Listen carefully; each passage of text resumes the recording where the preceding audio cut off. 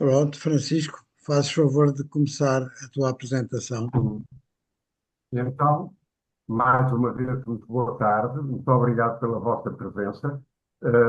Eu irei ser breve e, como disse o Tá? António, eu sou responsável, em certa medida, por estes dois ensaios, mas o meu propósito era claro. Ou seja, o que eu pretendia era que neste livro, Ciência e Cristo, e uma vez que na reunião anterior o Michel Renaud já tinha abordado exatamente o ensaio com o mesmo nome, Ciência e Cristo, eu achei que a temática da ciência poderia ficar talvez encerrada com estes dois ensaios.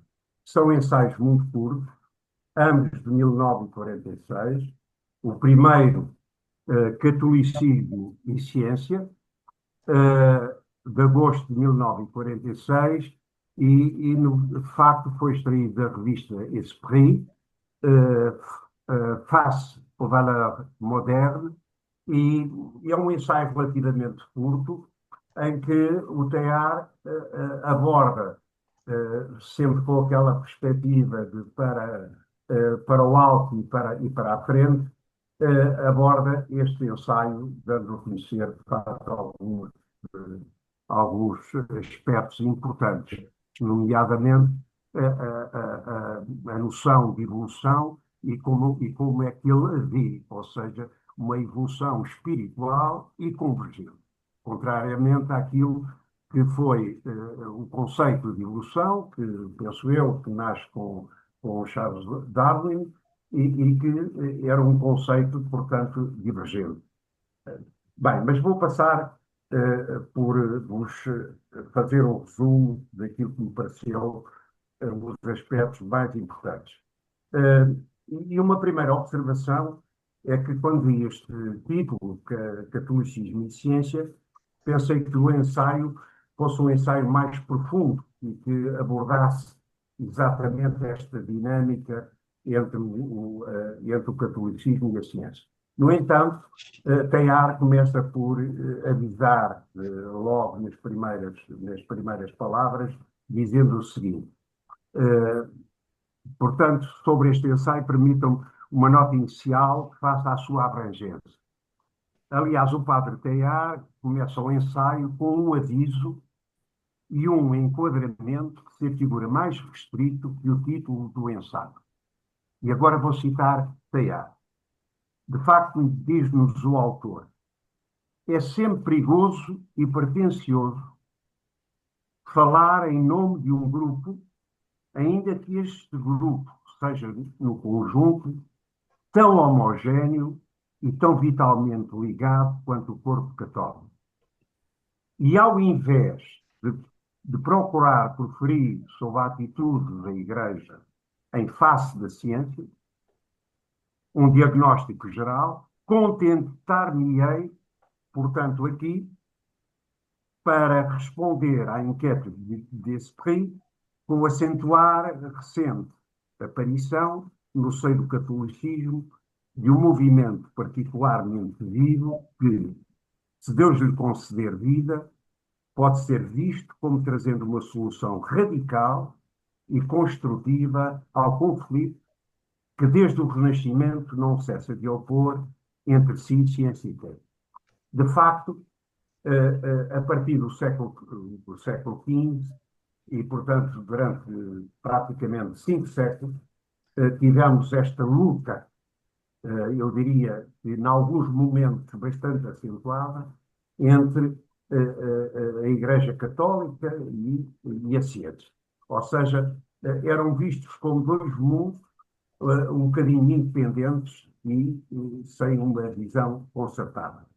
Aliás, este aspecto permitam-me aqui também que, sobre esta temática, recorde algumas das palavras preferidas pelo Sr. Dom Manuel Clemente na sua comunicação de 21 de março, Rezar com Teilhard, proferida na Brotéria, e cuja gravação, para aqueles que ainda não tiveram ou que não tiveram a oportunidade de assistir à conferência, o António, com a sua particular criatividade e o seu particular empenho, põe tudo isto no nosso site.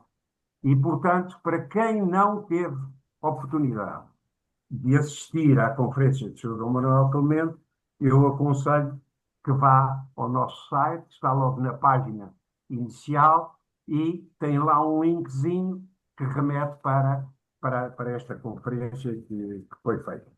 E dizia o Dom Manuel Clemente nessa altura, ou disse o Dom Manuel Clemente nessa altura, se até ao século XV, na Europa, as fronteiras entre ciência e a fé nem se punham, as fronteiras entre a religião e o mundo e a natureza também não se punham, a partir do século XV, XVI, as coisas começam a ser mais complexas. E, de facto, com a aurora do Renascimento, começam a surgir correntes que opõem estes dois mundos, a ciência e o catolicismo. De facto, como eu já disse, só a partir do Renascimento começam a surgir movimentos que opõem a ciência e a fé. Teilhard, neste ensaio, começa por analisar, na sua essência, a natureza deste conflito. De facto, pouco a pouco, com os progressos da física e das ciências naturais, convém aqui recordar, e faço aqui um parênteses, para a influência de Copérnico, ainda no século século XVI, teve, já que o catolicismo era dominado pela doutrina de Aristóteles e Ptolomeu, que defendiam o modelo geocêntrico. Ora, Copérnico aparece pela primeira vez de uma forma assombrada a defender o modelo heliocêntrico. Um modelo esse que Galileu, mais tarde, no século XVI, século XVII, desenvolveu e, de facto, teve uma querela enorme, portanto, com a Igreja. Convinha aqui, eu achei isto interessante, porque fui à biografia do Copérnico e eu não sabia que ele tinha sido cônico também, dentre as múltiplas aspectos da sua vida, também exerceu as funções de cônico, mas mesmo assim não conseguiu alterar as posições que a Igreja tinha nesse tempo. E convém aqui recordar... Tu disseste cônego, não foi? Cônico, cônico, cônico. E convém aqui recordar que, de facto, a imagem de Galileu só foi recuperada já no século XX, com João Paulo II, em 1992. Ou seja, a Igreja demorou praticamente 5 séculos, vejam bem isto, demora praticamente 5 séculos para reconhecer o modelo desenvolvido de uma forma mais detalhada por Galileu Galilei, sobre a sua teoria, portanto, heliocêntrica. Portanto, isto mostra bem como é que a Igreja foi dominada, já após o próprio Concílio Vaticano II, a Igreja foi dominada em muitos aspectos pelo Concílio de Trento. Há um artigo que eu aconselho e que é de fácil acesso, que vem na Brotéria, de janeiro de 2025, e que é de um filósofo, biólogo muito conhecido, que esteve cá no final de 2024 a fazer uma conferência na Universidade Católica, que é o Andrea Grillo. Portanto, o Andrea Grillo escreve um artigo, um ensaio, que tem o nome de Sínodo e Igreja Moderna, Léxico do Vaticano II e Cânodo Tridentino. E é curioso que ele apoia-se muito num filósofo, neste ensaio, apoia-se muito num filósofo canadiano, Charles Taylor, que põe em causa a sociedade da honra, que era a sociedade defendida pelo modelo de Trento, pelo Concílio de Trento, face ao modelo da sociedade da dignidade. Ou seja, enquanto o modelo da honra, como ele diz, funda-se na autoridade e na diferença, enquanto que a segunda, ou seja, o modelo da dignidade, se funda na liberdade e na igualdade. E isto tem emparrado a Igreja, que praticamente só foi aberta, apesar dos diversos papas terem, nos últimos anos, exprimido algumas posições pontuais, mas verdadeiramente a porta e a janela só se abre com o Papa Francisco. Isso não tínhamos dúvidas sobre. Ou seja, todo aquele modelo clerical só é alterado pelo Papa Francisco. Bem, mas voltando ao nosso tema, dizia eu que Teilhard reconhece que, de facto, com o desenvolvimento e evolução de Darwin, portanto, já há século XIX, praticamente, e mais concretamente com o seu livro A Origem das Espécies, em 1859, acaba, como diz Teilhard, por se manifestar um cisma muito mais generalizado e muito mais profundo. Aqui é curioso, e ele desenvolve isso, o Teilhard desenvolve isso um pouco mais à frente, enquanto que esta perspectiva de Darwin era uma perspectiva de uma evolução divergente, a perspectiva de Teilhard é uma perspectiva completamente diferente e é uma evolução convergente. Aliás, Teilhard tem sempre esta preocupação de olhar para cima e para a frente. Como ele diz, o futuro é muito mais bonito do que todos os passados, não é, António? É, Portanto, o a futuro é tese muito que ele, mais bonito do que todos os passados. foi a tese que ele passou a abraçar a partir de, enfim, depois de vir da China, quando já tinha feito a paleontologia toda que tinha que fazer e pronto, já. O passado para ele já não tinha segredos, o que ele queria era pensar no futuro. É? Tens razão? Exatamente. Bem, como neste ensaio nos diz Teilhard, o dogma cristão, todo ele, foi formulado neste modelo fixista estático. Portanto, aliás, que era a perspectiva que durou durante muito tempo, sobretudo, e vigorou durante muito tempo na Igreja. Era um modelo estático, um modelo fixista, e que esteve aqui emparrado durante séculos. Portanto, E que sob ainda muitas foi relações. convertido, mas que ainda vigora na América, com o Sim, criação. sim, sim, sim, sim. Portanto, ele diz-nos que, sob muitas relações, continuava a ser o cosmo alexandrino, o universo que gira sobre si mesmo, limitado e divisível, em extensão e duração. Contudo, o pensamento científico vai se desenvolvendo e esta perspectiva começa a mudar, ou seja, esta perspectiva do modelo fixista e estático começa a mudar. E os próprios conceitos de espaço e de tempo começam também alteram-se completamente e, isto é, temos um universo que em gênese ia tomando uma nova forma. Portanto, na própria visão dos humanos, este universo em gênese ia tomando uma nova forma. O lugar estático e, portanto, esta perspectiva dava uma mudança relativamente grande em relação ao lugar estático dos teólogos. Portanto, os teólogos, até muito tarde, basearam-se neste modelo fixista e, portanto, não acompanharam a evolução dos tempos.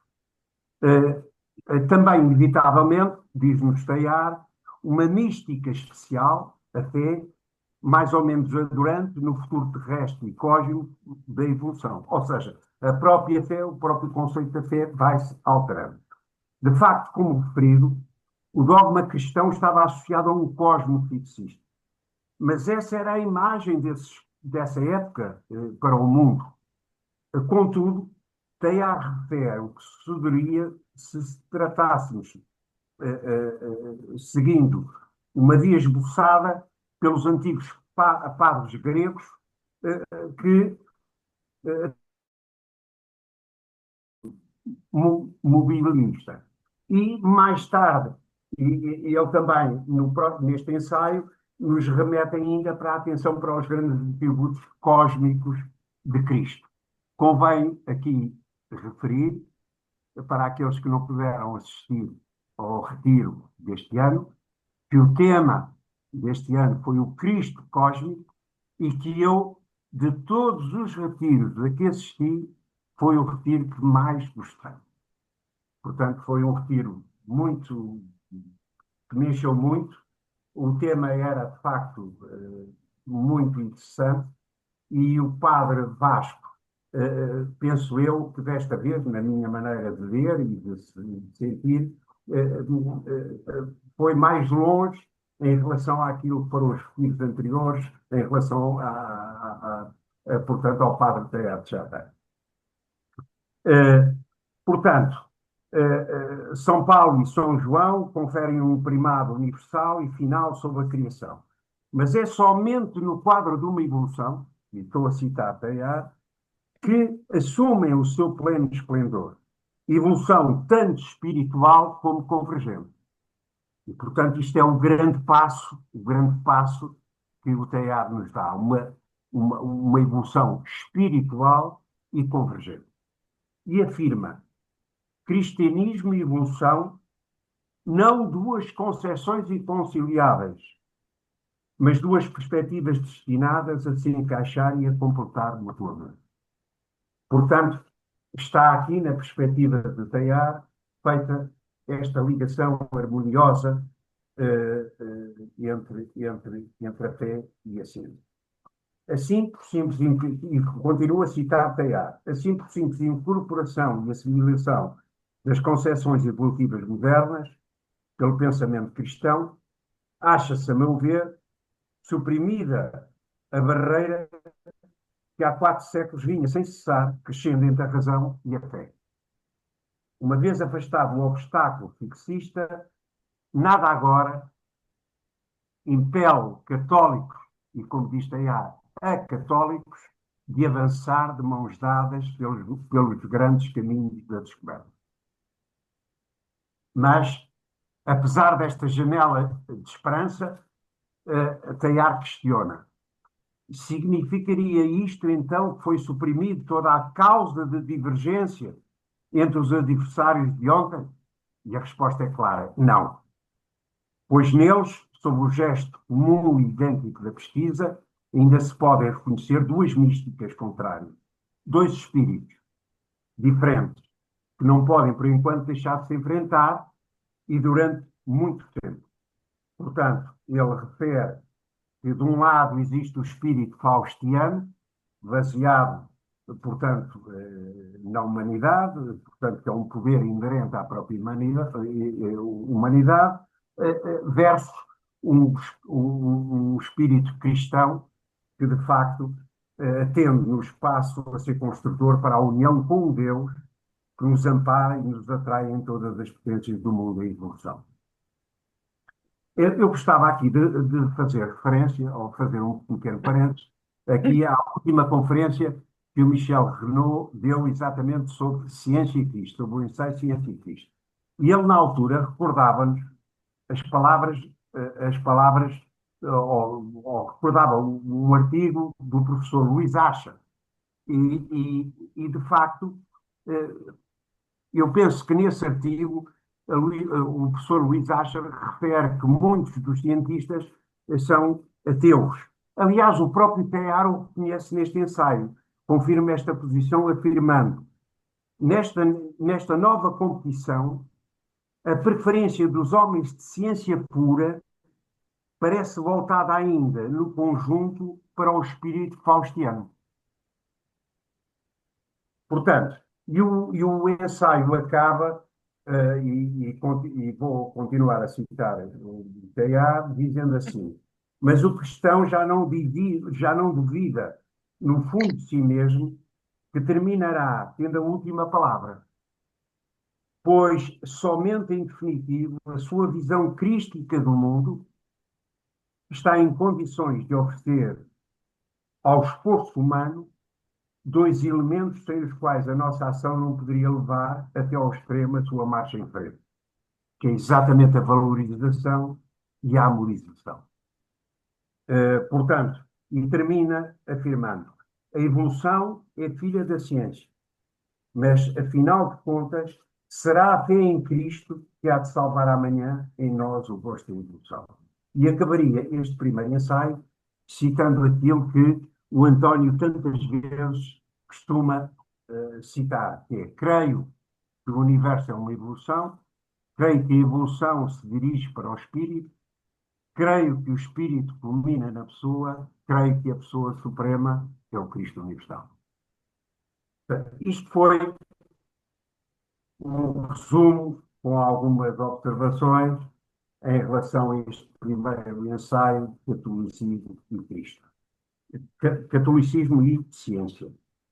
Em relação ao segundo ensaio, não sei se vamos fazer aqui, Oh, talvez Francisco, discutir este eu primeiro ensaio sugeria, e depois dás-me vamos licença, seguir. dás-me licença, Francisco. Eu sugeria precisamente que Sim, nós sim, pode ser. não interrompêssemos, porque o segundo completa bastante este.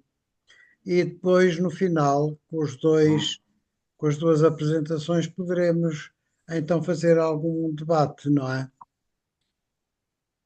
Estás de Sim, acordo? eu queria. Sim, sim, sim, perfeitamente, António. Eu aqui gostava também de fazer, sobre este ensaio, eu gostava de fazer um pequeno parênteses, eh, que é para dar a conhecer, talvez, o papel importante disto. E eu julgo extraordinário, porque os tempos eram muito difíceis, que teve o Papa Leão XIII. Como nós sabemos, o Papa Leão XIII, praticamente, a vida dele foi de 1810 a 1903, e que afirmou, em tempos muito difíceis, em tempos muito, muito difíceis, porque, de facto, os ventos anti-igreja eram muito fortes. Eu lembro-me que na conferência que o senhor Dom Manuel Pimenta nos ofereceu, que ele, em determinado momento, dizia que o templo, a Catedral de Paris, tinha sido transformado em templo em Deus da Razão. Em Não quê? sei se. Portanto, que a Catedral de Paris tinha sido transformado em templo em Deus da Razão. Sim. Portanto, ou seja, houve uma série de filósofos nesta altura que, de facto, contrariaram muitas posições da Igreja, e foi preciso muita coragem deste Papa Leão XIII para ultrapassar algumas posições. Mas Leão XIII, talvez, acho eu, tenha sido o primeiro Papa que disse que ciência e fé não são incompatíveis. De fé e razão que podem, que podem colaborar na busca da verdade. Isto foi muito corajoso. Aliás, é muito interessante porque o Papa Leão XIII foi quem tornou cardeal o cardeal Newman, que foi, julgo eu, que em 1879. E Cardeal foi Newman. Estás a falar do Newman, Newman. Newman. E que, como todos nós sabemos, foi uma referência enorme para o padre Teilhard de Chardin. Portanto, para além disso, o Papa Leão XIII consegue fazer com que a Igreja sobreviva, porque é mesmo o termo, sobreviva, face ao poder positivista desse tempo, em que a sociedade era profundamente anticristã, face ao ateísmo e até ao anticlericalismo. Portanto, eu achei que o Papa Leão XIII teve uma atitude muito corajosa em defender este diálogo entre ciência e fé, e pelo papel importante que certamente Teilhard, que praticamente é do mesmo tempo, enfim, em 1881, o Papa Leão XIII faleceu em 1903 e, portanto, ainda apanhou os ventos do Papa Leão XIII. Portanto, e em relação a este ensaio, dava por concluído. Ó Francisco, Sim, embora tivéssemos dito que não íamos interromper, mas o Frederico pediu a palavra. Eu acho que sim, até porque o, o, o outro ensaio é um ensaio, enfim, em que se pode sintetizar de uma forma muito breve, e, enfim, embora no próximo ensaio sobressaem, sobretudo, os diversos graus de evolução, conforme o padre Teilhard os perspectiva, e baseado, sobretudo, no princípio da consciência e complexidade e do infinitamente grande, infinitamente pequeno e infinitamente complexo, não é? Mas Sim, quer dizer, mas ele gradua o conceito de evolução que nasce, que nasce. mas não adiantes, porque vamos Ok, abordar ok. o teu resumo. Vamos só ouvir agora o Frederico. Eu peço desculpa, mas não é tanto para entrar nesta análise, mas é para fazer aquilo que eu penso que é uma correção. Quando foi feita uma referência à Catedral de Paris, eu penso que onde aconteceu foi na Igreja da Madeleine. E é um fenómeno da Revolução Francesa em que transformaram aquilo no templo da deusa razão. Ah, Pronto. isso é São Frederico, coisas completamente ó, diferentes Frederico, em épocas diferentes. Frederico, eu agradeço. Eu limitei-me a traduzir aquilo que o Sr. Dom Manuel Clemente, na altura da conferência, no dia 21 de março, traduziu. Aliás, ela, como já disse, está no nosso site, pode ser vista, analisada, e, portanto, aí limitei-me a citar as Ele palavras. devia referir-se ao iluminismo, devia referir-se à Pois, época do iluminismo, penso eu. Mas já agora é verdade que portanto, 100 anos depois, na altura da Comuna, foi fuzilado o arcebispo de Paris. Pelos, não, uma coisa diferente. Frederico, Isso é- os tempos eram de facto extremamente difíceis e a Igreja passou por maus pecados, eu diria, com uma enorme dificuldade. E este Papa Leão XIII, de facto, teve uma posição que eu considero importante na defesa de certos valores. Eh, Sim, Agora, era um homem político. continua, continua, penso eu, conforme foi referido, sobretudo o André Grilo faz isso muito bem neste ensaio, que foi objeto de uma conferência em dezembro ou novembro de 2024 na Universidade Católica, a convite do ponto SJ, e ele de facto mostra quer dizer, hoje em dia pode haver muito léxico de Vaticano II, mas o cano dominante continua a ser o cano do Concílio de Trento, não é? Em muitos aspectos. Que é Vamos de então. 1500 e Concílio de Trento, 1545, talvez. Sim, sim, sim. Sim, sim.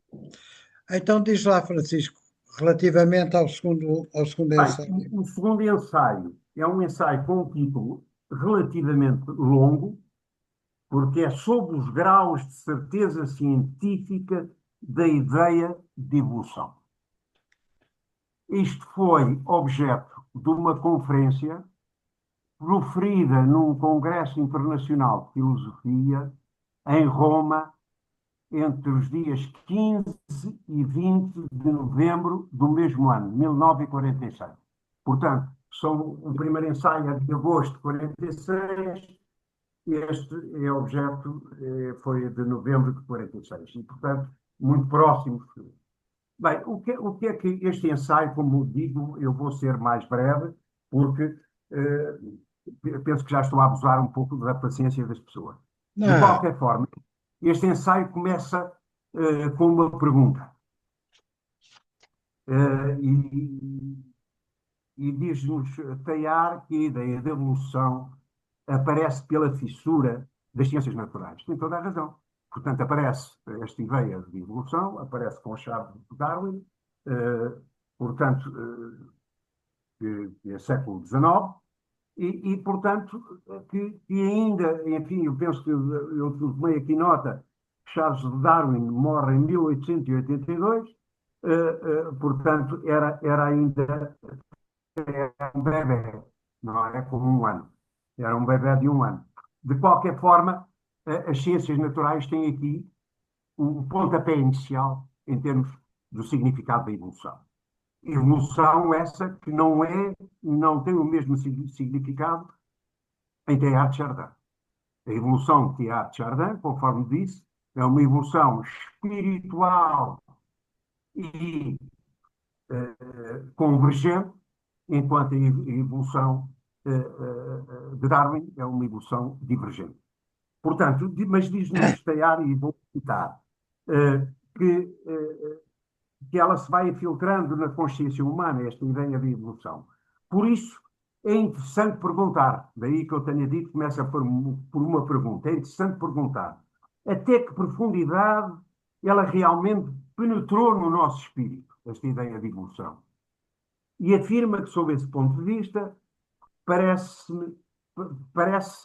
que convém distinguir 3 sentidos ou graus na noção de evolução, que podem ser apresentados da seguinte forma: por ordem de generalidade e certeza decrescente. Portanto, Teilhard aborda estes 3 graus, parte de uma situação mais genérica e com uma certeza maior, para, de facto, para um grau de evolução cada vez com uma certeza menor e com uma generalidade também menor. Portanto, ele divide estes 3 graus num primeiro grau, que é absolutamente geral. A ideia científica da evolução implica a afirmação do facto, ou seja, todo o objeto, todo o acontecimento está ali, tem um antes e um depois, e que estão, ou seja, tem um antecedente que condiciona esse próprio facto e tem um depois. Portanto, neste grau de generalidade, em que a evolução significa a organicidade do estofo do universo, organicidade temporal e espacial, neste grau, insisto, diz ele, não basta falar de certeza, deve-se falar em evidência. Portanto, é um grau de evolução perfeitamente genérico, que normalmente o processo está ligado a um nascimento de um fenómeno, que tem um antecedente e que tem depois um depois, não é? Ou seja, tem uma noção amontante e tem uma noção ajusante. Depois, num segundo grau, que ele diz que dá um passo mais, no interior de um sistema orgânico temos espaço, como aquele que o nosso conhecimento científico está encerrado, estou a citar Teilhard, podem-se encontrar 2 tipos gerais de distribuição. Uma distribuição desordenada ou correntes dirigidas. E no atual estado de ciência, diz-nos Teilhard, e continuo a citar, parece incontestável que existem 2 correntes que se esboçam experimentalmente do estofo cósmico. Uma, evidentemente, universal, que vai gradualmente reduzindo a matéria, ou seja, uma corrente de desintegração. E uma outra corrente, que é uma corrente de agregação. Portanto, ou seja, a primeira corrente vai reduzindo a matéria até uma energia física elementar de radiação, e outra em que a matéria assume forma de corpúsculos organizados, onde aparece uma certa interioridade psíquica. Ou seja, aqui começa a dar-se um espaço para aparecer a vida, para que a vida tenha uma dose de psiquismo. E ele vai desenvolver isto para um grau exatamente superior, em que vai acabar por, num terceiro passo, vai acabar por avançar ainda mais parte da corrente da vida. Portanto, neste segundo grau, ele chegou à corrente da vida e agora vai desenvolver a partir daqui. Portanto, diz ele que considerando, agora vamos avançar um pouco mais, considerando desta vez, mais particularmente a corrente da vida. E ele faz uma série de perguntas aqui neste introito, praticamente neste ponto 3, em que diz, eh, eh, portanto, ele chega a acompanhar, diz-nos que desde há muitos milhões de anos que de facto se vem desenvolvendo, mas que vamos caminhando no sentido da complexidade, consciência, mas subindo cada vez mais, e se está sempre subindo, o seu andamento é divergente ou convergente? E se o seu andamento é convergente, para onde é que se dirige o eixo da sua corrida? Bem, e o eixo da sua corrida dirige-se exatamente para toda esta noção que nós vimos partilhando desde o início, desde a cosmogênese até à cristogênese. Ou seja, vamos para uma situação, através do princípio da consciência, complexidade, vamos caminhando para o alto e para a frente. Para o alto e para a frente. De tal forma que ele diz mais à frente o seguinte. Deixem-me aqui ver concretamente o que é que ele diz. Portanto, sugere a vida, recolocar, todavia, na corrente orgânica da vida, exige e sugere imediatamente uma explicação. Conforme a lei da complexidade consciência, não haveríamos de contemplar, ao longo de toda a história humana, o espetáculo de uma ultrassíntese, esta ideia de sempre sínteses mais complexas e mais para a frente. E o Teilhard vai fazendo ao longo dos seus ensaios, visando reunir num superorganismo de tipo absolutamente novo, não mais átomos, moléculas e células, mas indivíduos e mesmo filas inteiras. Ou seja, vai, noutras palavras, como ele diz, a humanidade em via de coletivização em torno de nós não representaria, do ponto de vista científico, a aparição do universo, de algum supercomplexo. Pronto. E sobre este ponto de vista, com efeito, ele verifica três coisas. Numa primeira, cada vez nós vamos para a direção de altos complexos, ou seja, vamos caminhando numa complexidade, um infinitamente complexo. Por sua vez, a partir do homem, que é o marco fundamental em todo o processo evolutivo, nós caminhamos para uma evolução convergente, outro passo importante, e finalmente parece inevitável que para imaginar um termo a esta convergência, consideramos em alguma parte à frente a emergência de um ápice, ou seja, Cristo, o alfa e o ômega é atingido. Portanto, essencialmente é o que ele diz. Portanto, o que há deste ensaio é isto.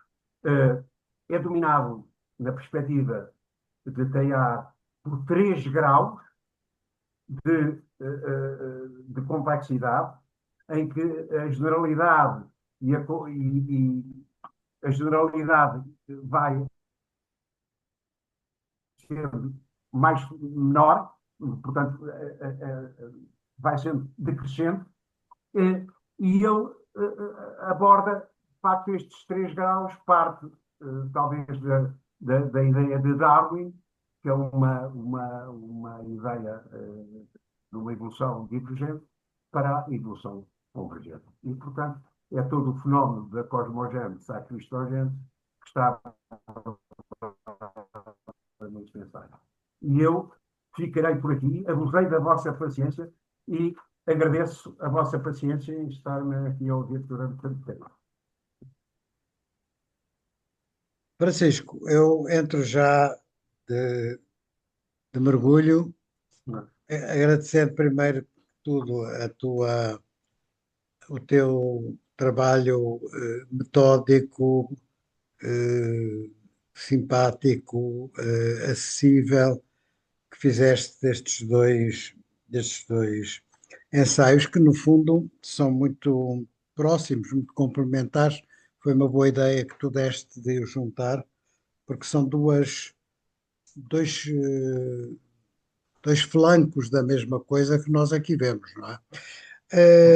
Eu não queria propriamente colocar nenhuma questão, mas apetecia-me ouvir, depois do que eu vi, de fazer aqui uma síntese, que é a seguinte: nós costumamos olhar para o Teilhard, enquanto cientista, sobretudo como um paleontólogo, mas esquecemos que ele, além de paleontólogo, era geólogo, e antes de ser paleontólogo E e professor de geólogo, Ciências Físico-Químicas. E professor de Ciências era um Físico-Químicas. físico-químico e era um biólogo também. Portanto, ele tinha uma visão da ciência muito polifacetada que o ajudou muito a construir esta sua visão da evolução como resposta à, à perplexidade que se foi afirmando no, a partir, claro, do Iluminismo, mas depois no século XIX, a partir daqueles que começaram a olhar para estas coisas da evolução com interesse, não é? Não propriamente com aquele espírito de rejeição que imperou logo a seguir à, à origem das espécies do Darwin, que causou uma um tal frisson que grandes camadas da população e grandes camadas intelectuais se puseram a quatro patas contra aquilo. Mas quem não tinha uma atitude intransigente e rígida, como era o caso do Tear, pensaram nas coisas. Espera lá, quer dizer, como é que é isto, afinal, não é? Se há uma evolução, as coisas são o que nós temos que olhar, o que nós temos que ver na realidade das coisas, não é propriamente o beabá que está plasmado literalmente numa Sagrada Escritura. Portanto, a reflexão impunha-se. E o Teilhard, ele aliás sempre afirmou que a ciência foi para ele um suporte da sua fé. Quer dizer, ele não teve fé por causa da ciência, mas foi encontrar na ciência respostas e apoios, respostas às suas dúvidas e apoios às suas certezas, não é? Portanto, este último ensaio toca aqui num aspecto muito sensível para os cientistas, que é o contraste entre a entropia e a organicidade.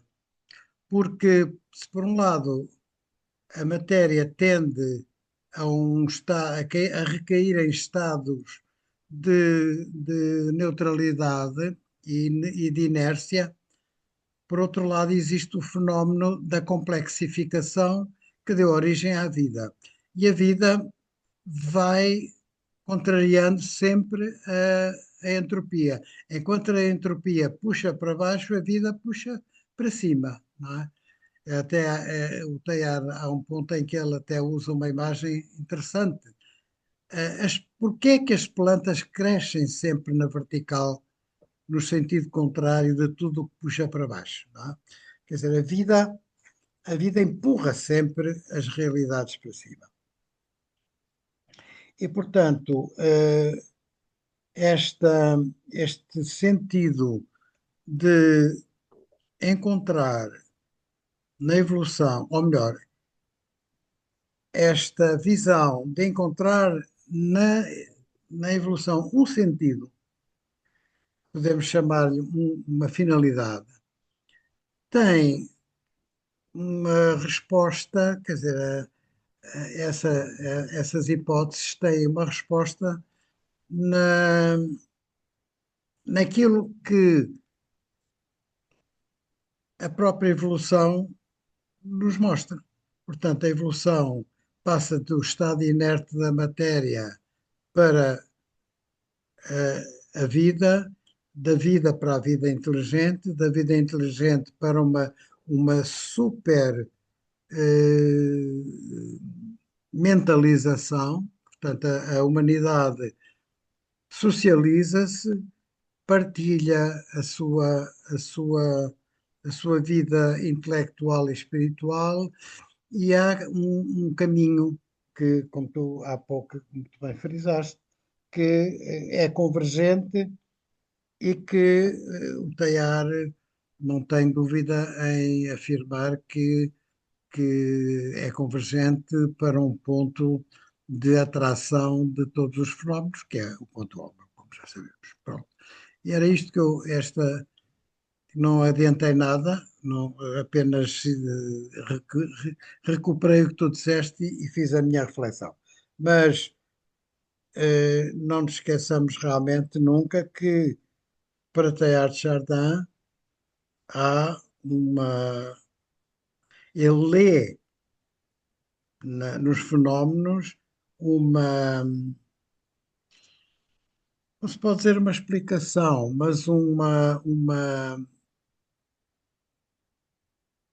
como quer dizer, uma justificação daquilo que a fé anteriormente já nos dizia, que o mundo criado caminhava para Deus, não é? Quer dizer, e depois, esmiuçando esta visão através da análise fina e profunda dos fenómenos, vem ao de cima o ora aqui está. Quer dizer, é como que ora aqui está. É isto. É isto que realmente percebemos que quer dizer a fé. E pronto, e com isto me calo. Tenho o Frederico a pedir também a intervenção. Frederico? Agora é uma questão diferente. Enfim, acho que há aquela ideia que as questões da evolução se puseram todas no século XIX. Estamos a falar no Darwin, podíamos falar no Mendel, enfim, tem o quadro até de Chardin e tudo. E que durante séculos andámos todos a julgar que a situação era estática ao longo do tempo. Ora, isso não é verdade. As pessoas que estavam mais perto da natureza sabiam perfeitamente que as raças animais iam sendo apuradas, as plantas também se iam melhorando, as várias qualidades enfim, as várias variedades das plantas que têm utilidade para o homem. Eh, Sabia-se perfeitamente que os progenitores saudáveis tinham muito mais possibilidade de ter filhos saudáveis do que os progenitores doentes. Portanto, e isso nunca foi problema para ninguém. Quer dizer, talvez ao lendo os livros se tenha aquela ideia que o mundo foi constituído uma vez por todas e não houve evolução nenhuma. Mas no dia a dia havia imensa evolução e, portanto, o que se dá no século XIX é é o fruto de toda uma evolução que foi observada, talvez inconscientemente, pela maior parte das pessoas. Portanto, o que quer dizer é que a evolução não é um problema do século XIX. Quer dizer, as pessoas ao longo dos séculos, no dia a dia, tinham a noção que ela estava a acontecer.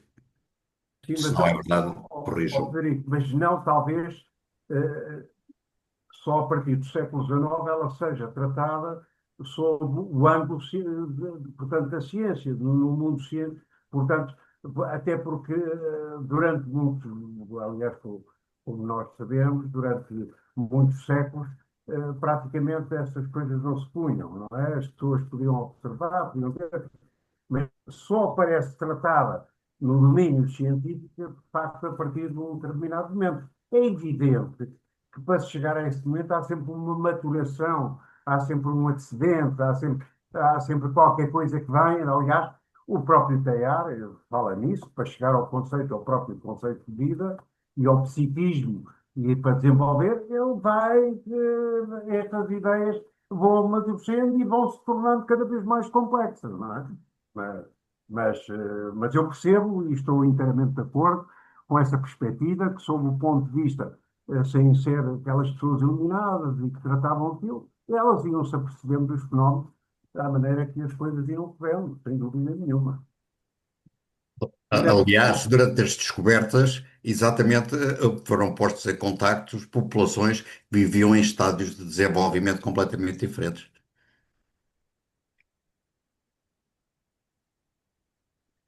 Senhor, então estou, estou aqui à espera que haja mais interventores.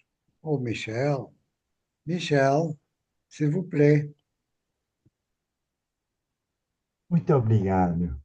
Olha, eu ouvi com muito gosto a exposição do nosso amigo Francisco, que felicito, porque sublinhou todos os aspectos principais e conseguiu dar um fio condutor na leitura das duas exposições. E não fazer um comentário, mas dizer o que em mim suscita com esta leitura e a audição da sua apresentação. Em primeiro lugar, mas isso é totalmente lateral, a capacidade literária de Teilhard seduz-nos e seduz-me. Ele tem uma capacidade de encontrar as metáforas para explicitar o que ele quer dizer. E, por exemplo, quando se falou de desagregação, etc., de energia elementar, de radiação, e depois não sei como se está traduzido para português, outra energia coincidindo com uma espécie de remous énergétique, de refluxo energético, mas são estas metáforas que o Teilhard consegue inventar e que tornam o seu texto não só interessantíssimo, mas do ponto de vista literário, eu diria seduzente. Expressivo.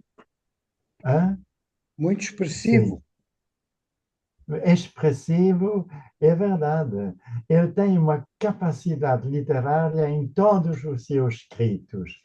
Eu diria, ele merecia um prêmio de literatura. Em segundo lugar, fala-se de evolução espiritual e de corrente de desagregação e de agregação. Desagregação para o mais pequeno, diria, e o fenômeno de radiação, mas pergunto, isso é mais uma pergunta para o Francisco, como é que temos que interpretar esta relação entre desagregação e agregação? Ao nível do real ou ao nível da nossa metodologia de abordagem do real? É isso que gostaria de perguntar. Eu, pessoalmente, pensei, há físicos, posso pronunciar-me sobre a ciência, há físicos especializados com a procura do mais pequenino explicativo do surgimento da realidade material. E outros que veem a evolução, como se diz mesmo, de paleontologia. Então, são dois métodos ou dois aspectos de construção do real. E depois, o que subjaz a estes artigos é finalmente a compreensão do conceito de causalidade. Ora, nas nossas sessões anteriores, os cientistas já evocaram que interpretar a ciência, mas aqui estou a entrar num terreno que não é meu, a interpretação da ciência pela causalidade encontra fenômenos inexplicáveis perante a causalidade. Por exemplo, o princípio de Heisenberg, quando o mesmo raio divide-se e dá dois outros diferentes. A causalidade, pessoalmente, explicaria a causalidade a partir de uma metáfora. E a metáfora seria a seguinte: vamos fazer uma viagem de Lisboa até Paris. Penso que já falei nisso numa conferência, mas é uma maneira minha de pensar como é que se pode juntar uma interpretação puramente causal e uma interpretação diferente. Então, imaginemos o carro e dois participantes. O condutor, que sabe para onde se deve ir, e o passageiro, ao qual se faz uma surpresa para saber que não sabe para onde se vai, e para ele o movimento, que eventualmente de causalidade, em cada cruzamento, o condutor toma um caminho que lhe parece mais apto para chegar a Paris. Mas para o outro, o caminho parece ser, às vezes, o acaso, porque nada justifica, para quem não conhece o fim do caminho, nada justifica tomar sempre esquerda ou direita, uma vez esquerda, outra vez direita, duas, etc. Então, não será que a interpretação científica quer reduzir tudo à causalidade, conhecido pelo analista, pelo condutor, ao passo que para nós a causalidade se manifesta sob a maneira de um caminho que, por acaso, desemboca em Paris. Mas, do ponto de vista de uma inteligência absoluta, então é possível compreender absoluta, ou vamos dizer melhor do que absoluto, inteligência divina, percebemos que o que para nós parece por acaso corresponde a uma intencionalidade não conhecida por nós. Então, eu diria, a interpretação científica é vista retrospectivamente, isto é, pelo passageiro que, uma vez em Paris, percebe que todos os cruzamentos e a opção do caminho via os cruzamentos chegou à causalidade, ao fim da causalidade, que é chegar ao termo. Mas para nós hoje, não tendo esta compreensão, então, nessa altura, temos uma interpretação prévia.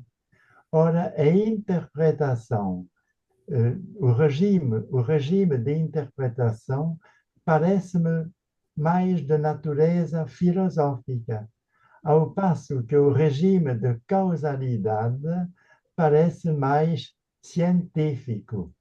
Digo isso porque, ao ler Teilhard e ouvir o Francisco, eu estava a pensar, mas o que é puramente científico ou o que é filosófico? A filosofia opõe-se à ciência na medida em que, eu diria, se trata de uma interpretação progressiva eu diria que caminha para um futuro querido e desejado e que não repousa puramente na questão de causalidade científica, mas interpretação. Então, podemos dizer que a ciência pode filosoficamente ser, como faz Teilhard, reinterpretada de modo não científico. E seria isso, Teilhard começa como cientista e no fim do segundo capítulo fala dos três níveis de certeza, mas não será que quando fala destes três níveis de incerteza, dado que não conhecemos a verdade total divina, então para nós é objeto de uma interpretação. Digo isso e acabo a partir do exemplo, e felicito Francisco de ter sublinhado isso, a mentalidade recorrente faustiana e a corrente cristã, ou espiritual, mais do que cristã. Então, neste sentido, penso num diálogo que tive com o cientista Jean-Pierre Changeux, o grande neurofisiologista de França, especialista nas ciências neuronais. Ele disse-me: olha, a vossa filosofia um dia vai ter que mudar, porque a ciência, daqui a poucos anos, já não precisará do conceito de espírito, do conceito de consciência, do conceito de alma. Tudo isso vai interpretar-se cientificamente. Eu diria, do meu ponto de vista, pela elaboração das causas neuronais que deem a explicação do pensamento. Ora, a filosofia vê a interpretação. Ora, não se pode dizer que há uma igualdade entre causalidade neuronal aqui e interpretação do pensamento. São dois registros e não sei se o que Teilhard de Chardin faz nesses dois artigos é uma espécie de articulação inovadora de ciência com a filosofia. Muito bem. Oh, Michel, eu penso, na minha modesta opinião, que a perspectiva do infinitamente grande e do infinitamente pequeno são duas formas de olhar para a mesma realidade sob aspectos diferentes. É evidente que nos domínios da ciência ela está interessada em desenvolver o infinitamente pequeno, noutros domínios está interessada em ir para superestruturas e, portanto, para graus de desenvolvimento muito maiores. Em relação ao princípio de incerteza da Heisenberg, tanto quanto eu sei, o princípio de incerteza da Heisenberg, de uma forma muito simples, traduz-se da seguinte maneira: é difícil, em cada momento e em cada situação, saber onde é que está uma partícula. Portanto, eu não posso, e daí o princípio de incerteza, eu não posso, com um grau de certeza, dizer que num determinado momento aquela partícula está naquele ponto. Não tenho hipótese de afirmar isto. De qualquer forma, quando entramos para o domínio filosófico, eu percebo a perspectiva do Michel. Eu não tenho propriamente argumentos, nem sou conhecedor em termos filosóficos para manifestar uma opinião avalizada sobre esse domínio. Compreendo o exemplo que foi dado do motorista, do passageiro. E desta reflexão que pode ser feita quando chega ao local, Pronto, pode amadurecer a ideia e pode ver as coisas de uma outra maneira. No entanto, eu não sou capaz de dar uma resposta categórica e segura sobre este mito e não me sinto com conhecimentos para isso. Eu, eu queria também fazer aqui um comentário relativamente àquilo que o Michel disse. Ahm, eu penso que o Teilhard, aqui nestes últimos 3 pontos do segundo ensaio, no fundo o que ele faz é, depois de uma reflexão baseada em evidências, ele postula. A ciência quando não sabe a sequência das suas descobertas, postula. Quer Sim, dizer, portanto, permite-me, António, formula hipóteses e tenta, exato, e exato. tenta Que depois comprovar, tenta serão ou comprovar. não mais tarde verificadas. Mas aqui o Teilhard faz um exercício em que ele postula um determinado, vários, a progressão por níveis que culminam numa convergência. Portanto, sempre aquela ideia de que se ele observa fenómenos de evolução que têm uma, uma matriz de convergência, ele admite que essa convergência se vá apertando e se vá afinando, afunilando em direção a um ponto de convergência. Bom, isto no ponto de vista científico ele postula. Do ponto de vista de fé, as coisas, como ele faz uma leitura espiritual dos fenómenos que observa, aqui não é propriamente postular, ele formula uma visão de fé. Portanto, ele não pode, como ninguém jamais pôde provar se havia Deus e se havia Deus para lá da morte. Quer dizer, ninguém pode provar isso. A única coisa que pode é, pela leitura que faz de uma experiência de fé, acreditar que assim seja. Mas acreditar não é ter certezas.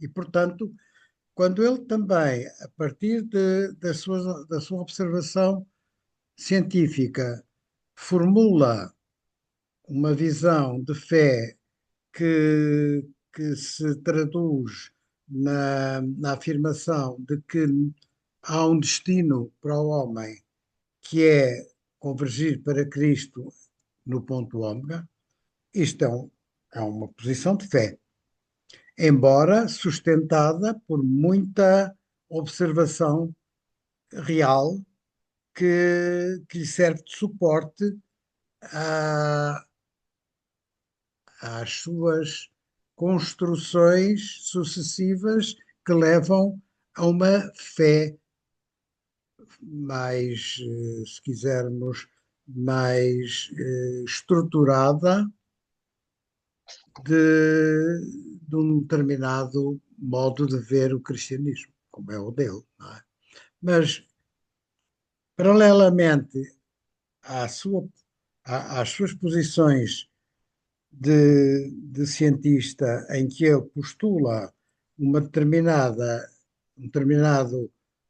conjunto de fenómenos que apontam para uma convergência, ele também faz uma leitura espiritual desses fenómenos em que, paralelamente, essa convergência é a convergência do homem como ser flecha da evolução. Portanto, a evolução teve um determinado percurso que desembocou na realidade de vida, a vida desembocou na realidade reflexão inteligente, a reflexão inteligente desembocou numa realidade de fé pelo reconhecimento que o homem faz da existência de um Criador e de nele se apoiar para acreditar que vai chegar a essa finalidade. Pronto. Mas agora quero dar a palavra ao Michel, que já está ali outra vez com a mão levantada. Eu subscrevo também, aceito tudo o que disse, mas queria perguntar se concordariam com o que vou dizer muito brevemente. Num texto que eu escrevi há alguns meses para uma conferência, insisti muito sobre o caráter voluntarista da fé. Isto é, a fé é um acto de vontade, porque, e sendo um ato de vontade, implica que não tenhamos a capacidade de, de justificar com a nossa posição de fé a partir de um raciocínio de causalidade de tipo científico. Mas é só isso que eu queria dizer, porque há pessoas que têm fé e pensam que a fé é puramente racional. Eu diria é razoável, isto é, não se opõe à razão, mas não é racional. E se não é racional é porque reposa, em último lugar, sobre um ato de vontade. Inteiramente de acordo, Michel. Diga, Inteiramente de acordo com essa posição. sim. Quer dizer, Não podemos basear a fé num ato de razão. Não podemos. Agora, a razão ajuda-nos, em determinado momento, a fazer esse caminho para a fé também. Agora, não pode ser o alicerce, não pode ser o fundamento. Sim. Eu aí estou inteiramente. Em último lugar, não pode ser. Em último lugar, Michel tirou o som, ficou sem som. Não estamos a ouvi-lo. desculpa, em último lugar, a fé é um ato de vontade, mas não é irracional. Mas é a assunção daquilo que não se vê. Oh, Michel, eu, em vez de dizer que é um ato de vontade, eu diria outra coisa. Eu diria que, evidentemente, que a fé tem que ter uma base racional, senão é uma crença, não é uma fé, não é? Mas essa base racional serve-nos para construir um caminho de esperança e confiança. Portanto, não é própria. Eu não posso querer ter fé. Eu não posso querer ter fé. Quer dizer, eu posso desejar ter fé, mas não posso dizer eu quero, eu tenho fé porque quero. Eu tenho fé porque espero, porque confio que aquela minha visão racional, aquela minha visão racional me ajuda a construir uma esperança fundamentada. Não se ouve. Não ouviram o que eu disse? Não. Não? Eu ouvi. Ouviu, Michel? Ele deve estar com problema de som. Não, não, eu ouvi perfeitamente. Eu não Então ouvi. é o Michel que está com problema de som. Há um problema de som. Se não ouvi bem, a imagem ficou fixa. Pronto, era isto, quer dizer, não é, eu não vejo a fé como um ato de vontade, vejo a fé como um ato de esperança fundamentada, se assim quiser.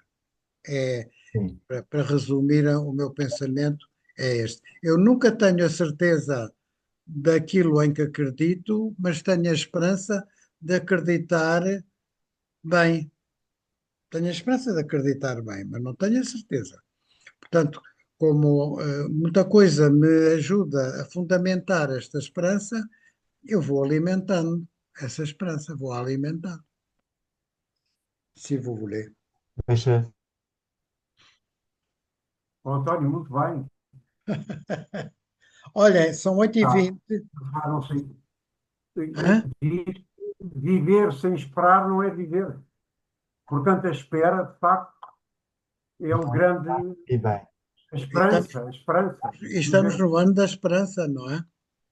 O nosso Papa Francisco deixou-nos esse legado de nos agarrarmos bem à esperança como sendo a única via verdadeiramente de caminhar com alguma certeza, não é bem certeza, com alguma esperança. A Deixa, esperança a é o questão. caminho da esperança. Aqui, Diga, diga. Não sei quem falou agora.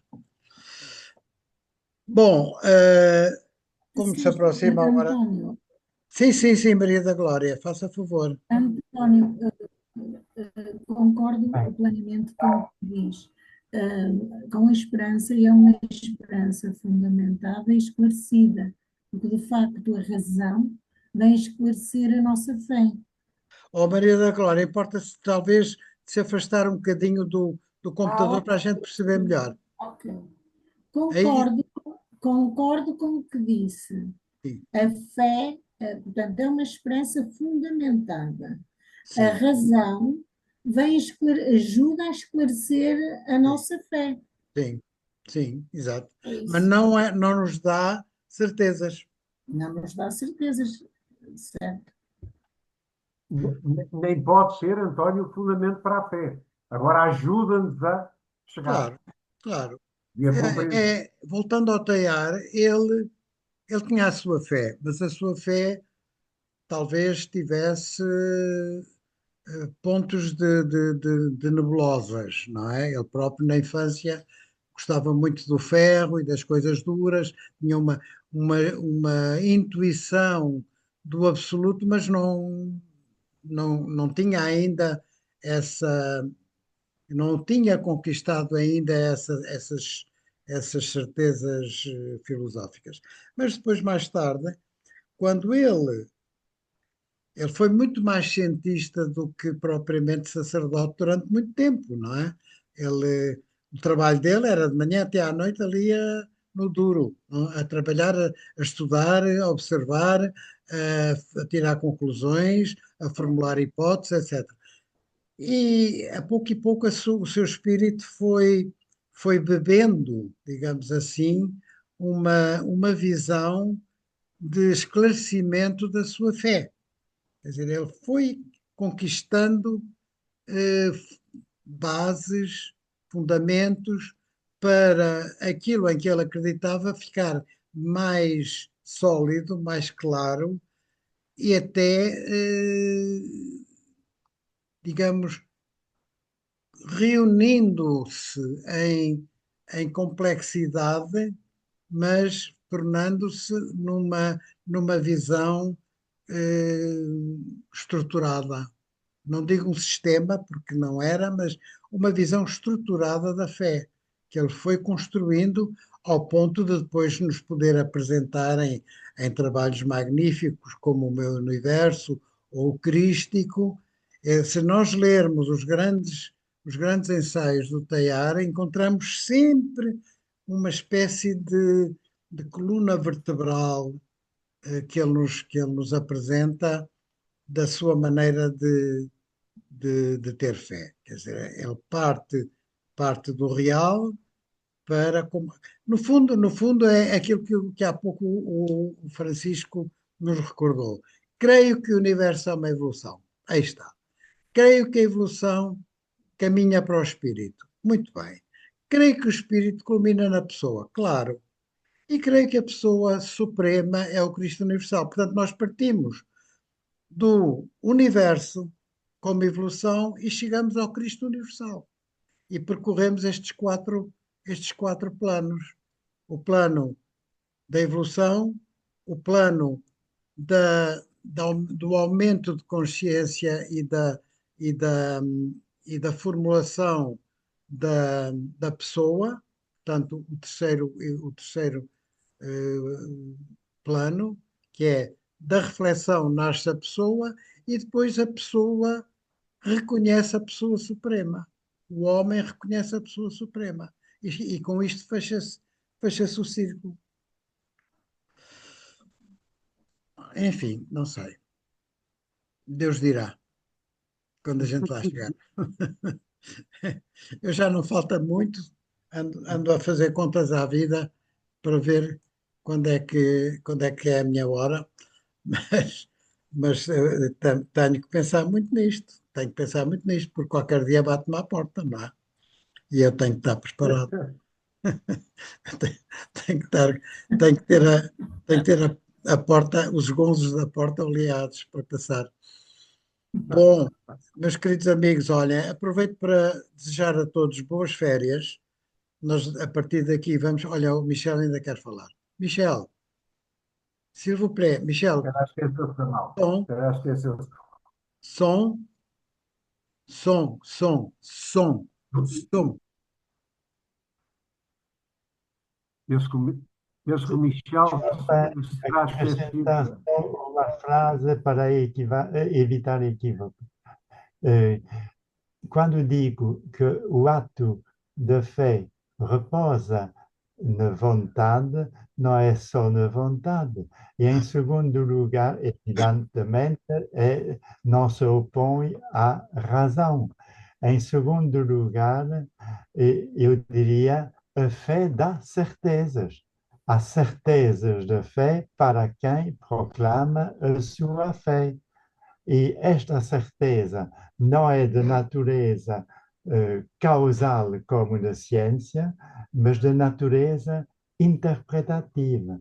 Isto é, quando digo Cristo é o nosso Salvador, eu digo eh, é com a minha vontade que acredito isso e na minha vontade enrola-se, por assim dizer, uma certeza não só subjetiva, mas que abrange todos os crentes. Merci. Obrigado, Michel, por essa clarificação importante. Muito obrigado. Realmente, penso que é isso. Há certezas na fé, evidentemente, mas não é a certeza absoluta. Temos algumas certezas, agora seria difícil estar a enumerá-las, mas nós sentimos que há momentos em que sentimos a certeza de que estamos no caminho certo, mas o final do caminho nunca é certo. Não é? Bem, eu ia dizer e agradeço as vossas participações valiosas, atentas, amigas, ao longo deste ano em que fizemos aqui 8 sessões deste seminário. Eu espero para o ano poder fazer outras 8 sessões, pelo menos, de outro seminário, mais ou menos nos mesmos moldes. É uma questão de escolher matérias, textos e formas de os abordar. E lá para setembro,